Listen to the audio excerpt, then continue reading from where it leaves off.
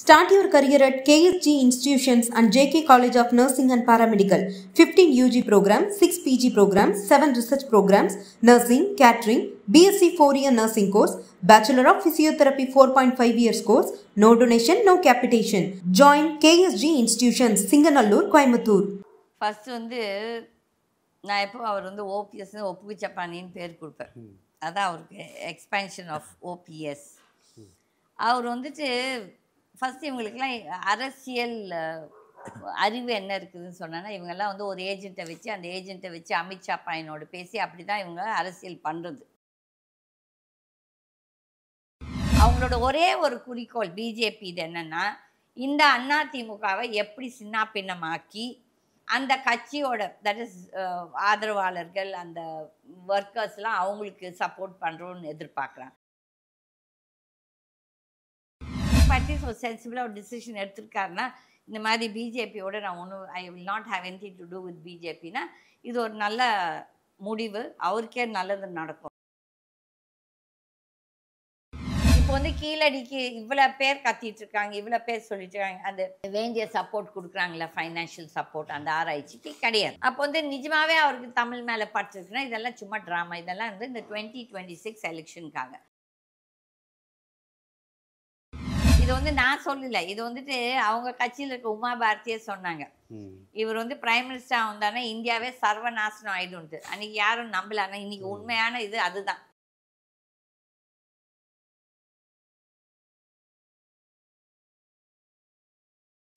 Start your career at KSG Institutions.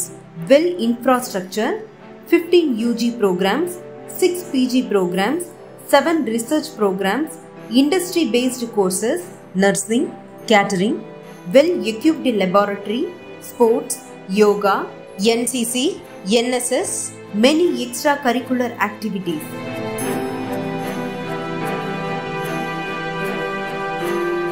No donation, no capitation. JK College of Nursing and Paramedical. BSc Nursing 4-year course and Bachelor of Physiotherapy 4.5 years course. Join KSG Institutions, Singanallur, Coimbatore. www.ksgcollege.com.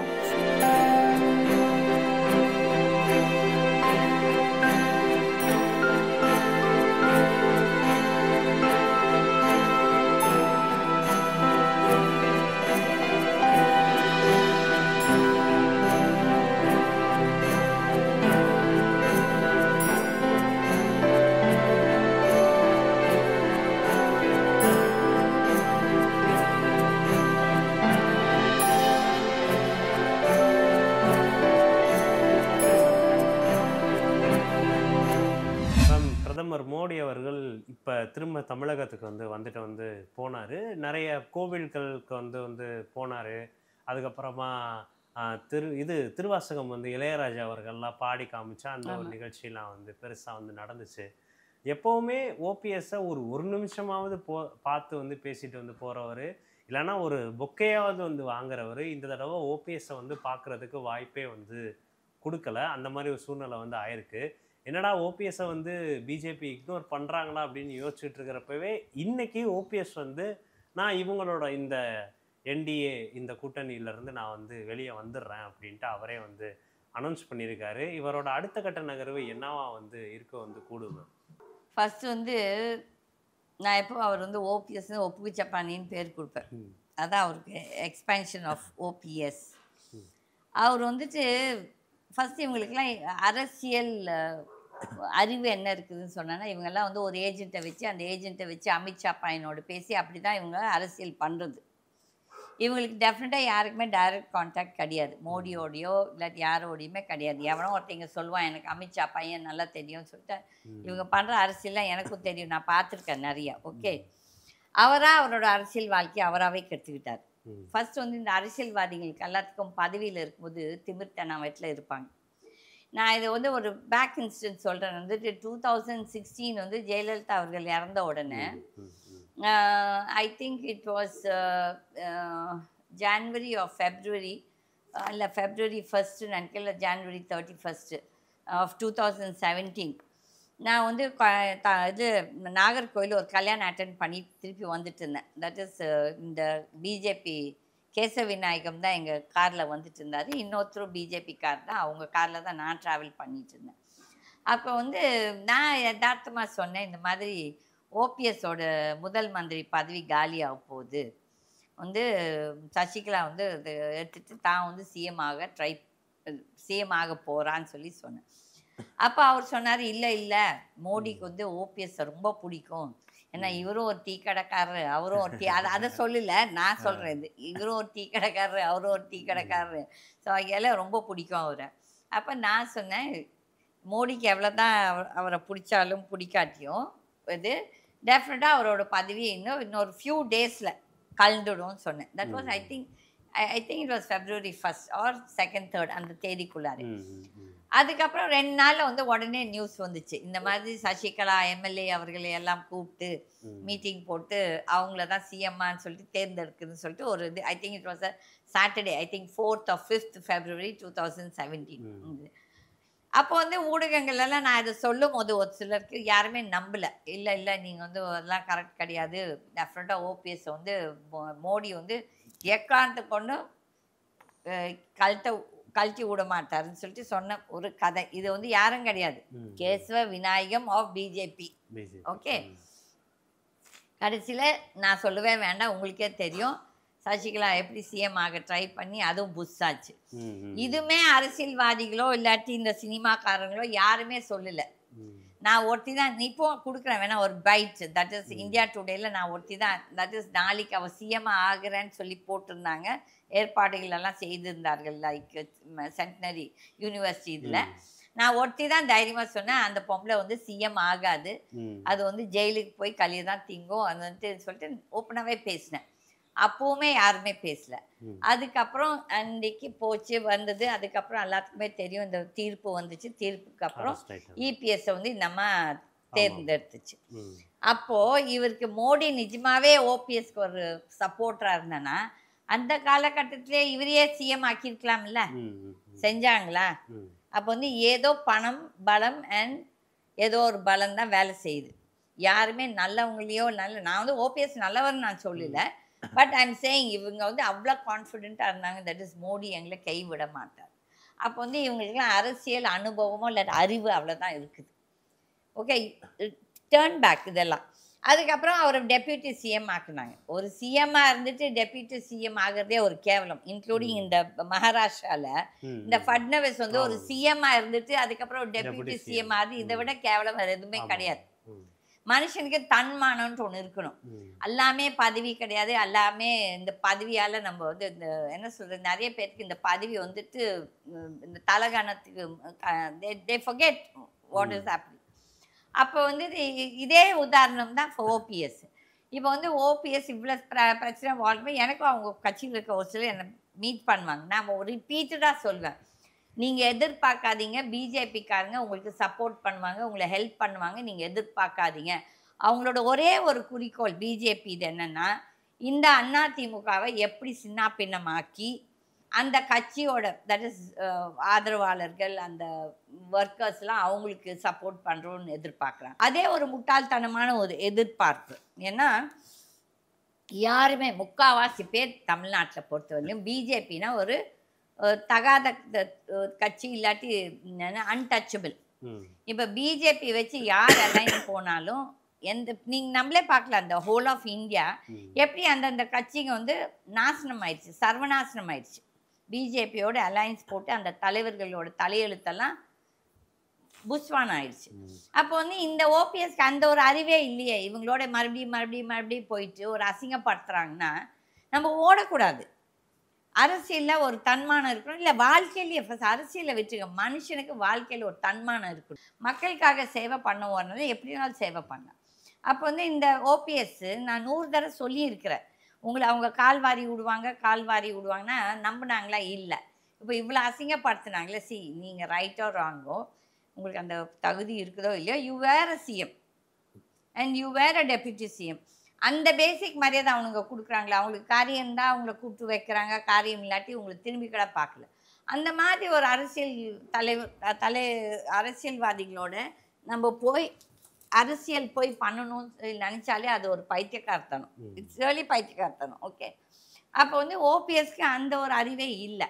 ஆனால் இப்போ at least ஒரு சென்சிபிளாக ஒரு decision எடுத்திருக்காருன்னா, இந்த மாதிரி பிஜேபியோட நான் ஒன்றும் I will not have anything to do with பிஜேபின்னா இது ஒரு நல்ல முடிவு, அவருக்கே நல்லது நடக்கும். ஏன்னா இவங்களுக்கு எல்லாரும் யோசிக்கணும். ஃபஸ்ட்டு இவங்க எல்லாரும் என்ன சொல்கிறாங்க, ஜெயலலிதா எங்கள் தலைவி, எங்கள் தான தலைவி, தட் இஸ் எம்ஜிஆர் சரி பிஜேபியோட ஒன்றும் இல்லை. ஸோ ஆகியோட அவரை இழுக்க முடியாது. ஆனால் ஜெயலலிதா ஓப்பனாகவே சேலஞ்ச் கொடுத்தாங்க, மோடியா லேடியான்னு சொல்லி அவ்வளோ பேசின ஒரு ஜெயலலிதா. நீங்கள் என்ன மரியாதை கொடுத்தீங்க? நீங்கள் 2016 அம்மா செத்தப்புறம் நீங்கள் எதுக்கு இவனுங்களோட போய் அலையன்ஸ் போட்டுட்டு ஆடிட்டு இருந்தீங்க? 2021 நீங்கள் அலையன்ஸ் போட்டீங்க. அது என்ன ஆச்சு? மக்கள் உங்களுக்கு தக்க பதில் கொடுத்தாங்க. அதில் இது வந்துட்டு இந்த அரசியல் தலைவர்களுக்கு அதிமுகவில் இருக்குது 90% அவங்களுக்கு அறிவே இல்லை. எல்லாரும் ஊழல் பண்ணி சம்பாதிச்சு அந்த ஊழல் பணத்தில் அவனுக்கு வந்து அது அரசியல் பண்ணிட்டாங்க. ஏன்னா அந்த ஊழல் பணத்தை காப்பாற்றிக்கிறதுக்கு. பட் மோடி வந்து இப்போ தமிழ்நாட்டுக்கு வந்தார் வச்சாருன்னா அவர் வந்து இந்த எலெக்ஷன் டைமில் கரெக்டாக வருவார். இந்த தமிழை பற்றி பேசுவார், சிலப்பதிகாரம் இந்த இது அதெல்லாம் கதை பேசுறது. இப்போ வந்து கீழடிக்கு இவ்வளோ பேர் கத்திட்டு இருக்காங்க, இவ்வளோ பேர் சொல்லிட்டு இருக்காங்க, அந்த வேண்டிய சப்போர்ட் கொடுக்குறாங்களா ஃபைனான்ஷியல் சப்போர்ட் அந்த ஆராய்ச்சிக்கு கிடையாது. அப்போ வந்து நிஜமாவே அவருக்கு தமிழ் மேலே பட்டிருக்குன்னா இதெல்லாம் சும்மா ட்ராமா. இதெல்லாம் வந்து இந்த 2026 எலெக்ஷனுக்காக. இப்போ வந்து அந்த கோயிலுக்கு வந்தது வந்து யாருன்னா ஒரு ஜோசியக்காரன் சொல்லியிருப்பான், உங்களுக்கு டைம் சரியில்லைங்க ஐயா, நீங்கள் போய் இங்கே போய் வந்து பரிகாரம் பண்ணுங்கள், இந்த பரிகாரம் பண்ணி இந்த இது என்ன கலசத்தை தூக்கிட்டு போனான்னா அவர் எங்கே பார்த்தாலும் கலசத்தை தூக்கிட்டு, ராமர் கோயிலில் பார்த்தீங்களா கலசத்தை தூக்கிட்டு இந்த ராமர் கோயில் ஒரு வழி ஆயிடுச்சு. இவர் எங்கே கால் வச்சாலும் அங்கே மிஸ் ஆகிடும். இது வந்து நான் சொல்லலை, இது வந்துட்டு அவங்க கட்சியில் இருக்க உமா பாரதியே சொன்னாங்க. இவர் வந்து பிரைம் மினிஸ்டர் வந்தானே இந்தியாவே சர்வநாசனம் ஆயிடும்ட்டு. அன்னைக்கு யாரும் நம்பல. ஆனால் இன்னைக்கு உண்மையான இது அதுதான். தட் இஸ் ஷி செட் சர்வ வினாஷ். இவர் பிரைம் மினிஸ்டராக வந்து நாடே சர்வ வினாஷ் ஆகிடும். சர்வ வினாஷில் தான் நம்ம உட்காந்துட்டு இருக்கோம். ஸோ அதில் இதெல்லாம் நம்ம வார்த்தைகள் கிடையாது, இதெல்லாம் அவங்க கட்சிக்காரங்க வார்த்தைகள் தான். அதில் இவங்களுக்குலாம் இந்த தமிழ்நாட்டு மேலே நிஜமாகவே பட்டிருக்குன்னா இதெல்லாம் இந்த அரசியல் 2026 மேக்காக இந்த ட்ராமா, ஏப்ரல் மேக்காக இந்த ட்ராமா ஆரம்பிச்சிருக்காங்க. மோடி முதல்ல அவரோட பதவி இருக்குமான்னு தெரியாது, ஏன்னா அது கடவுளுக்கு தான் தெரியும். ஃபஸ்ட்டு நம்ம உயிரோடு இருப்பாமல் நம்மளுக்கு தெரியாது.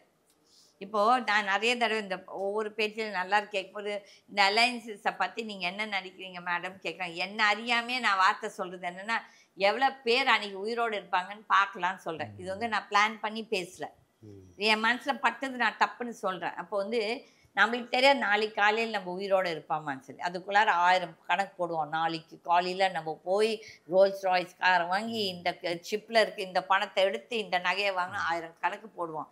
ஆனால் அவன் மேலே இருக்கிறவன் ஒரு கணக்கு போட்டிருப்பான், இது தாண்டா உனக்கு கணக்குன்னு சொல்லிட்டு. ஆகையால் இதெல்லாம் வந்துட்டு மோடியும் மனுஷன் தானே, மோடிக்கு என்ன 2 கொம்பா முளைச்சிருக்கு கிடையாது இல்லை.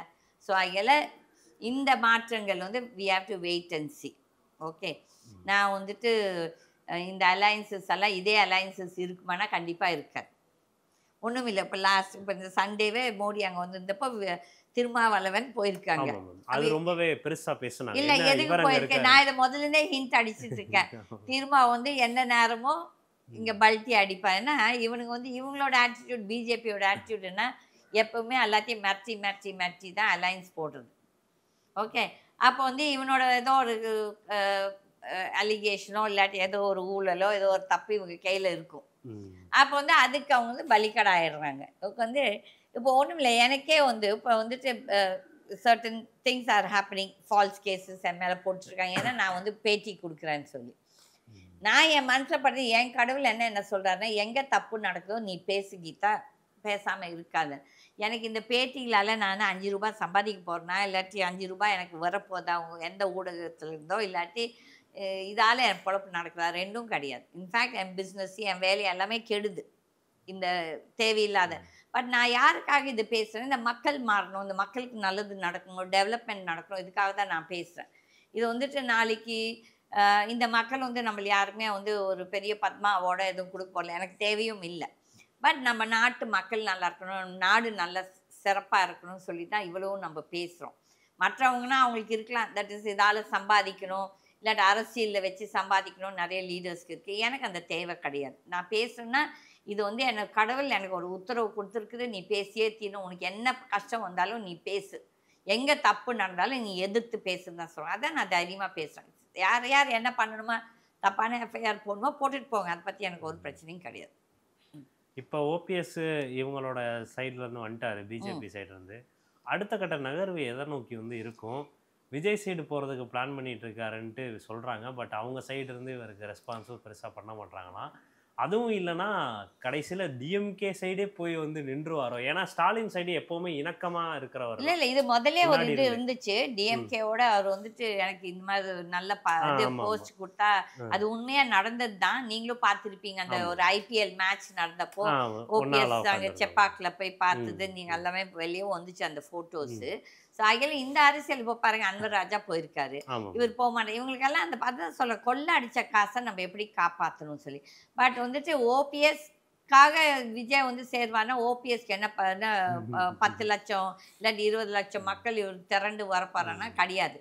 ஆனால் உங்ககிட்ட காசு இருக்குது, நீங்கள் கொள்ளடிச்ச காசு வந்து செலவு பண்ணலாம். ஸோ மேபி விஜய் வந்துட்டு சரி வாடா பைத்தியக்காரன் நீ எனக்கு இன்வெஸ்ட் பண்ணுறியா ஃபண்டு பண்ணுறியான்னு அந்த மாதிரி சேர்த்திக்கலாம்.